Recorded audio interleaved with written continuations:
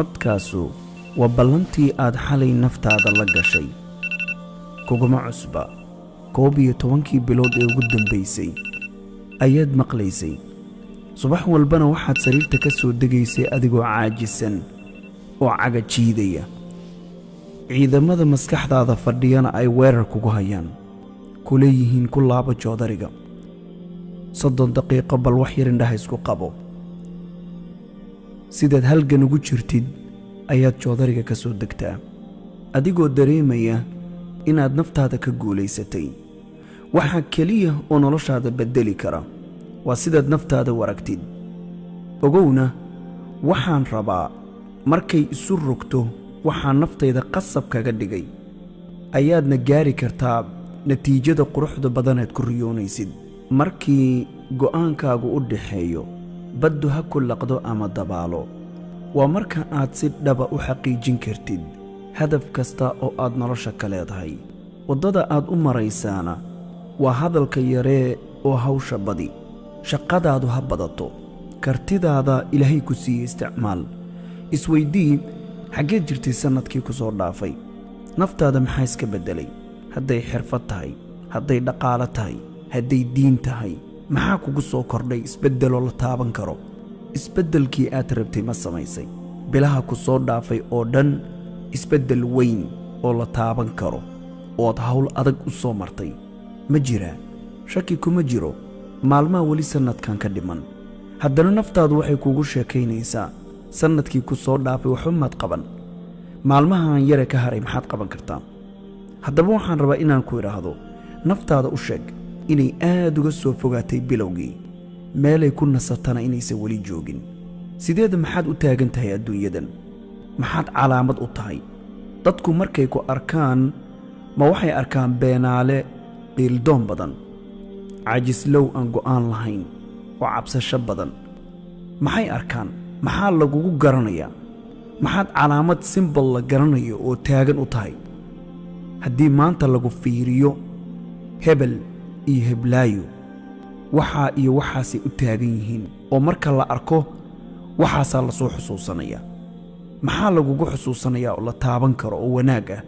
oo horumar leh dhiirigelin ma u tahay dadka kale ma tahay qofku dayasho mudan waxaanad ogaataa noloshan adduunyada xaalad kasta oo daba dheeri xal dhow ma laha waxay u baahan tahay hawl waxay u baahan tahay dulqaad waxay u baahan tahay inaad wakhti gelisid waxay kaaga baahan tahay samir qalbigaaga ku duugan waxay u baahan tahay inaad wajahdid oo qalbi aan cabsanayn oon quusanayn aad xambaarsan tahay dareenna uu u dheeryahay ah in nolosha wax bilaash ahi aysan jirin waxaanad ogaataa wax walba laguma gaaro hal maroo qura waxay u baahan tahay ku celcelin badan waxay u baahan tahay inaad tahay qof adkaysi leh umay baahna qof markuu 1 mar iyo 2 mar iyo 3 mar isku dayo oo ka bacdi uu ka natiijo keeni waayo faraha ka qaada waa lagu imtixaamaya waa lagu tijaabinaya waxaa la fiirinaya inaad u qalantid waxaan iyo in kale ogow shay kastoo noloshan aad u baahantay inaad ku raaxaysatid fudayd laguma helo hadday fududdahay qof walbaa heli lahaa adduunyadan waana farqiga lagu garanayo qofka halgamay ee dadaalay ee dulqaadka faraha badan xambaarsan inaad dadka xidiga dheer tahay inaad dhibca ka sarraysid waa waxa lagu kala garanayo waa waxa dadka dabaqadda hoose iyo tan sare lagu kala saaro sideedana ma garanayo caqabad ka weyn inaad naftaada adigu fikrad liidata ka aaminsan tahay waxaad ogaataa ciidamada colka kugu ahi adigay kugu dhex nool yihiin cadowgaagu adigu kugu dhex jiraa ciidankaasu weerar ma daayaan maskaxdaada waxaad ka dhex aragtaa oo miisaankaaga maskaxeed aad saartaa waa siday dadku kuu arkaan ogow markaad isku miisaamaysid siday dadku kuu arkaan waxa ku dhaqaajiya oo ku fariisiya oo aad wax la qabataa waxna la qaban weydaa hadday noqoto siday dadku kuu arkayaan waxaan kuu sheegayaa weligaa waxba ma noqon karaysid sida keliya ood wax ku noqon kartid ood noloshaada wax uga beddeli kartid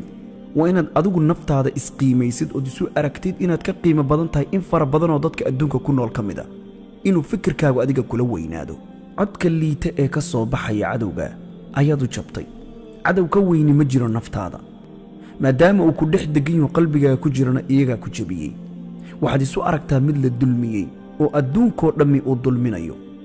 xanuunka iyo dhaawaca ugu weyn ee noloshaada soo gaarana waxa ay kaa soo gaaraa waa fakarkaaga.